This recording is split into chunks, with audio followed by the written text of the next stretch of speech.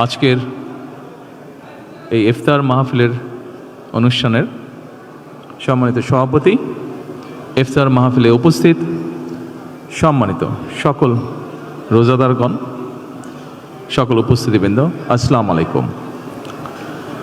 প্রথমে আমি বাংলাদেশ জামাতে ইসলাম এবং তার নেতৃবৃন্দকে আন্তরিকভাবে ধন্যবাদ জানাচ্ছি। আজকে আমাকে, আমার সাথে আমার নেতৃবৃন্দকে এবং আমার সাথে আমার সফরসঙ্গীবৃন্দকে এই ইফতার মাহফিলে দাওয়াত দেওয়ার জন্য।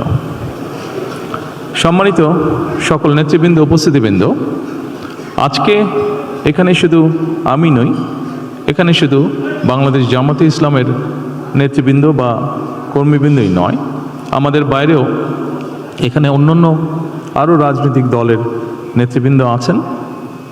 এখানে আরও অন্যান্য সমাজের অন্যান্য বিভিন্ন স্তরের বিভিন্ন সম্মানিত ব্যক্তিবর্গ উপস্থিত আছেন আজকের এই ইফতার মাহফিলে। আজকে আমরা একটি গুরুত্বপূর্ণ সময়ে সকলে এখানে একত্রিত হয়েছি। দেশের একটি গুরুত্বপূর্ণ সময়। কিছুদিন আগে দেশে নির্বাচন হয়েছে। এই নির্বাচনের মাধ্যমে গণতন্ত্রের যাত্রা শুরু হয়েছে। যে গণতন্ত্রের জন্য বাংলাদেশের মানুষ প্রায় এক যুগেরও বেশি সময় ধরে অকাতরে জীবন দিয়েছে, বিভিন্ন অত্যাচার, নির্যাতন, গুম, খুনের শিকার হয়েছে। এত ত্যাগের বিনিময়ে আমরা আজকের এই গণতন্ত্রের যাত্রা, যেটি সূচনা হচ্ছে বা হয়েছে নির্বাচনের মাধ্যমে, সেটির সুযোগ পেয়েছি। এই ত্যাগের মাধ্যমে, এই আত্মত্যাগের মাধ্যমে হাজারো মানুষের অত্যাচার, লক্ষ মানুষের নির্যাতনের মাধ্যমে আমরা আমাদের বাক, ব্যক্তি স্বাধীন গণতান্ত্রিক অধিকার চর্চার সুযোগ আমরা ফিরে পেয়েছি। সেজন্যই প্রথমেই আসুন আমরা আল্লাহর দরবারে শুকরিয়া আদায় করি। সম্মানিত উপস্থিতিবৃন্দ, বাংলাদেশের মানুষ আজকে অনেক প্রত্যাশা নিয়ে, অনেক আকাঙ্ক্ষা নিয়ে, অনেক আশা নিয়ে আমাদের সকলের দিকে তাকিয়ে আছে, বিশেষ করে রাজনৈতিক দলগুলোর দিকে তাকিয়ে আছে। আজকে আমাদের এই ইফতার মাহফিলে আসুন আমরা আল্লাহর নামে শপথ গ্রহণ করি যে আমাদের আগামী দিনের কাজগুলো হবে এই দেশের মানুষের ভাগ্য পরিবর্তনের জন্য। আসুন আমরা আল্লাহর দরবারে সেই রহমত চাই যার মাধ্যমে আল্লাহ আমাদেরকে এই দেশের মানুষের ভাগ্য পরিবর্তনের জন্য, এই দেশের ভাগ্য পরিবর্তনে কাজ করার তৌফিক আমাদেরকে আল্লাহ তাআলা দিবেন। পরিশেষে আমি আবারও বাংলাদেশ জামাতে ইসলাম এবং জামাতে ইসলাম নায়েবে আমির শফিক সাহেব সহ সকল নেতৃবৃন্দকে আন্তরিক ধন্যবাদ জানাচ্ছি আজকে এখানে আমাদেরকে দাওয়াত দেওয়ার জন্য। আসসালামু আলাইকুম।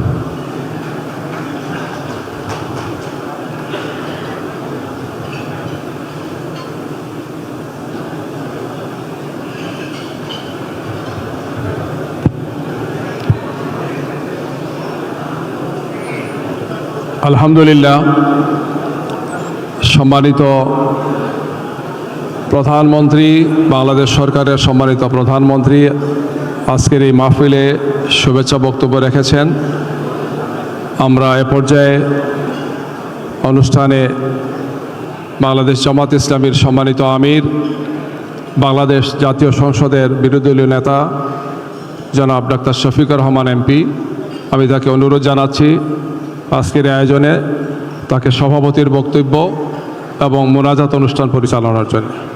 এ পর্যায়ে মঞ্চে আসছেন জনাব ডাক্তার শফিকুর রহমান এমপি। আসসালামু আলাইকুম ওয়া রাহমাতুল্লাহ। আলহামদুলিল্লাহ, আলহামদুলিল্লাহ রাব্বিল আলামিন, ওয়াসসালাতু ওয়াসসালামু আলা রাসূলিহিল কারীম ওয়া আলা আলিহি ওয়া সাহবিহি ওয়া আহলি বাইতি আজমাইন। বাংলাদেশ জামাত ইসলামের পক্ষ থেকে পবিত্র রমাদান আল কারিমে আয়োজিত আজকের ইফতার মাহফিলে উপস্থিত বাংলাদেশ সরকারের সম্মানিত প্রধানমন্ত্রী, বাংলাদেশ জাতীয়তাবাদী দলের সম্মানিত চেয়ারম্যান জনাব তারেক রহমান, উপস্থিত বাংলাদেশ জামাত ইসলামী বিএনপি, অন্যান্য সংগঠন সমূহের সম্মানিত শীর্ষ নেতৃবৃন্দ, আজকের এই আয়োজনে আমাদের সাথে সামিল হয়েছেন সমাজের বিভিন্ন শ্রেণী পেশার শীর্ষস্থানীয় সম্মানিত নেতৃবৃন্দ এবং ব্যক্তিবর্গ, সাংবাদিক বন্ধুগণ, সুধীমণ্ডলী। আমি প্রথমেই আমার পক্ষ থেকে আপনাদের প্রতি গভীর কৃতজ্ঞতা জ্ঞাপন করছি যে আপনারা আমাদের দাওয়াত কবুল করে কষ্ট করে আজকে এখানে হাজির হয়েছেন। আল্লাহ তাআলা আপনাদের এই কষ্টের উত্তম জাযা আপনাদের সকলকে দান করুন। আজকের এই দিনটা আমাদের কাছে দুইটি দিক থেকে অত্যন্ত তাৎপর্যপূর্ণ। দীর্ঘ ফ্যাসিবাদী শাসনের পর ২৪ জুলাই যে গণবিপ্লব বাংলাদেশে সংগঠিত হয়েছিল, আমাদের তরুণ যুব সমাজের নেতৃত্বে, যাতে আমরা সকলেই দলমত নির্বিশেষে সামিল হয়েছিলাম, সেই দীর্ঘ প্রতীক্ষার পর এ মাসের 12 তারিখ নির্বাচন অনুষ্ঠিত হয়েছে। এ নির্বাচনের হাত ধরে ইতিমধ্যেই সংসদ গঠিত হয়েছে, সরকার গঠিত হয়েছে। এই সরকার এবং সংসদের কাছে জনগণের বিপুল প্রত্যাশা। আমার মনে হচ্ছে যে গত 18-19 বছর এমন একটি দিনের অপেক্ষায় সকলে ছিলেন। এরই প্রেক্ষাপটে আজকের ইফতার মাহফিল আমাদের কাছে ভিন্ন বার্তা এবং আবেদন নিয়ে হাজির হয়েছে। দ্বিতীয় আরেকটি কারণে এই দিনটি আমাদের কাছে অত্যন্ত গুরুত্বপূর্ণ। শুধু এদেশের মানুষ নয়, বিশ্বের কোটি কোটি মানুষের একজন নন্দিত ভালোবাসার মানুষ ছিলেন, কোরআনের ভাষ্যকার ছিলেন, বিশ্বনন্দিত মুফাসসিরে কোরআন ছিলেন আল্লামা দিলাওয়ার হোসেন সাঈদী। 2013 সালের এই দিনটি এই জাতির জন্য আমি মনে করি একটি কালো দিন ছিল। এই ধরনের কোরআনের একজন সেবককে, ভাষ্যকারকে সেদিন একটি পারভার্টেড কোর্ট তাকে মৃত্যুদণ্ডে দণ্ডিত করেছিল। তার প্রতিবাদে শুধু আমাদের দলীয় কর্মীরা নয়, সারা দেশের মানুষ বিক্ষোভে ফেটে পড়েছিল। মানুষের এই স্বতঃস্ফূর্ত প্রতিবাদকে দমন করার জন্য সরকার অস্ত্রের ভাষা খুঁজে নিয়েছিল এবং একদিনেই 70 জন মানুষকে খুন করেছিল। এরপরে এক সপ্তাহের ভিতরে সর্বমোট 164 জনকে খুন করা হয়েছিল। আমি জানি না বিশ্বের ইতিহাসে দ্বিতীয় এমন কোনো নজির আছে কিনা। আজকের এই দিনে আমি গভীর শ্রদ্ধার সাথে সেই মহান ব্যক্তিত্বকে স্মরণ করছি। মহান মওলায়ে আজিমের দরবারে দোয়া করছি আল্লাহ যেন তার এই গোলামকে মর্যাদাবান শহীদের কাতারে সামিল করে নেন। আমাদের দুঃখ এখানে থেমে যায়নি। এ মানুষগুলোকে খুন করা হলো, তারপরে তাদের আপনজনের বিরুদ্ধেই আবার হত্যা মামলা টুকে দেওয়া হলো। সেই মামলায় অভিযুক্ত লোকেরা বিভিন্নভাবে নাজেহাল হয়েছেন, আবার অনেকের জীবন আদালতের আঙ্গিনা দেখার আগেই শেষ হয়ে গেছে, তাদের জীবন প্রদীপ নিভে গেছে। হাজার হাজার মানুষকে সেদিন গুলি করে আহত এবং পঙ্গু করা হয়েছে। সেই ক্ষত আমাদের মন থেকে খুব সহজে মুছে যাবার নয়। আল্লামা দিলওয়ার হোসেন সাঈদীর মতো করেই আরও বাকি সকলকেই দুইজন সাবেক আমির জনাব অধ্যাপক গোলাম আজম, হযরত মাওলানা মতিউর রহমান নিজামী, আমাদের সাবেক সেক্রেটারি জেনারেল আলী আহসান মোহাম্মদ মুজাহিদ, নির্বাহী পরিষদের সদস্য এবং অ্যাসিস্ট্যান্ট সেক্রেটারি জেনারেল জনাব কামারুজ্জামান, আব্দুল কাদের মোল্লা, মীর কাশেম আলী, একে একে তাদেরকে দুনিয়া থেকে বিদায় করা হয়েছে। আপনারা জানেন তার সংখ্যা 11। আমরা মহান রবের দরবারে দোয়া করি আল্লাহ তাআলা তাদের সকলকে মর্যাদাবান শহীদ হিসাবে কবুল করুন।